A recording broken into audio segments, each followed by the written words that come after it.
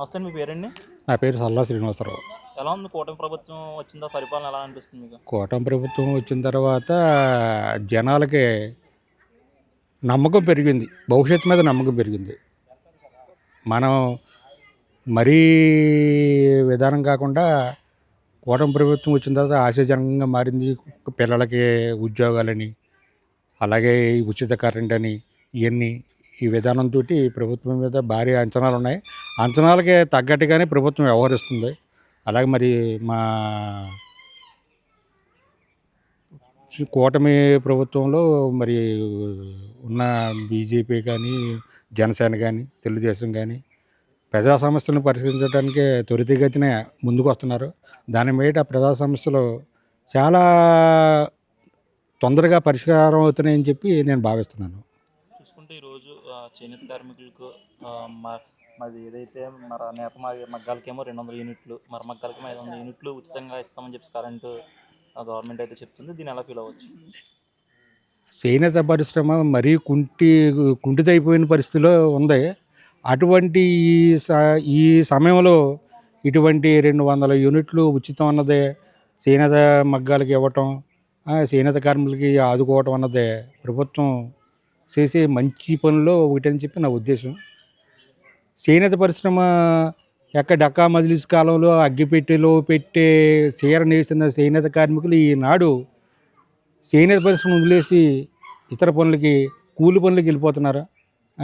పెయింట్లు కానీ, తాపీ పనులు కానీ, ఈ పనులకి వెళ్ళి ఎంత హీనస్థితికి వచ్చిన ఈ పరిస్థితుల్లో మరి ప్రభుత్వం ఇటువంటి పథకాలు పెట్టి చేయూతనిచ్చి చేనేత పరిశ్రమను ఆదుకోవడంతో మరి మన ముఖ్యమంత్రి చంద్రబాబు నాయుడికి ఆజన్మంతం చేనేత కార్మికులు రుణపడి ఉండవలసిందిగా ఉంటారు అని నేను భావిస్తున్నాను.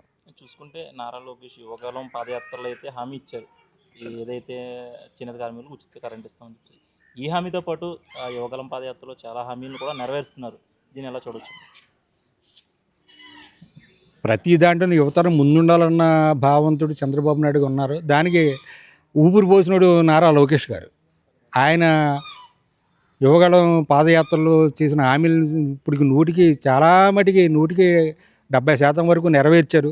ఇంకా భవిష్యత్తులో నెరవేర్చాలని కూటమి ప్రభుత్వం దృఢ సంకల్పంతో ముందుకెళ్లాలని నేను భావిస్తున్నాను. మీ కాల్ ఏమైందండి? నాకు షుగర్ వల్ల కొద్ది దెబ్బ తగిలి ఆ ఇన్ఫెక్షన్ వచ్చి కాలు తీసేయడం జరిగింది. దాన్ని మరి తీసేసిన తర్వాత ఒక 3 నెలలు పోయిన తర్వాత మన మంత్రి గారు రామనాయుడు గారిని కలిస్తే ఇదండి నా పరిస్థితి అని చెప్తే వెంటనే స్పాట్లో ఫోన్ చేసి డాక్టర్ సదాశివమూర్తి గారికి ఫోన్ చేసి చెప్పి వెంటనే నేను ఆదివారం కలిస్తే సోమవారం వెళ్ళి హాస్పిటల్లో కలవమన్నారు. సోమవారం కలిసాను. మరి ఏం మాట్లాడుకున్నారో తెలియదు మనకి.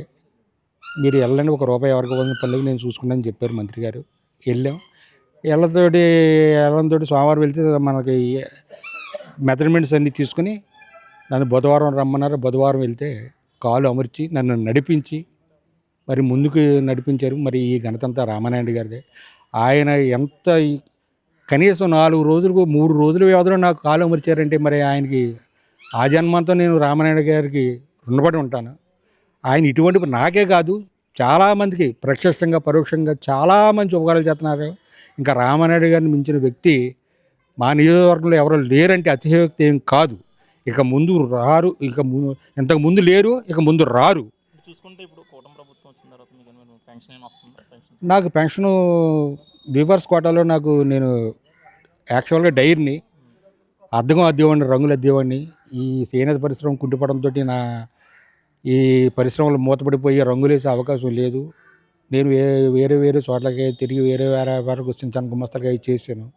తర్వాత ఇలా వచ్చింది. కూటమి ప్రభుత్వం వచ్చిన తర్వాత పెన్షన్ నాకు 4,000 వస్తుంది. గత ప్రభుత్వంలో చూసుకుంటే ఏదైతే వైఎస్ఆర్సీపీ ప్రభుత్వం గత ప్రభుత్వం అప్పుడు చేనేత కార్మికుల పరిస్థితి ఎలా ఉంది? అప్పుడు చేనేత పరిశ్రమ అంటే మరి చేనేత పరిశ్రమ అన్నది ఇప్పుడే కాదండి, ఎప్పటి నుంచో కుంటుపడిపోయింది. వైసీపీ ప్రభుత్వంలో దాన్ని కొంత పట్టించుకోలేదు. కాకపోతే సంవత్సరానికి 25,000 అనేది ఇది వేసి ఎవరికో వేసారు, అంతలో వేసారు. కాకపోతే ఇప్పుడు అందరికీ పొలాలను అందాలన్న ఉద్దేశంతో ఇలాగ ఈ ఉచిత కరెంటు పెట్టి చేనేతకు సబ్సిడీలు ఇచ్చి చేనేత పరిశ్రమను మాత్రం చాలా బాగా ఆదుకుంటారని చెప్పి నా ఉద్దేశం.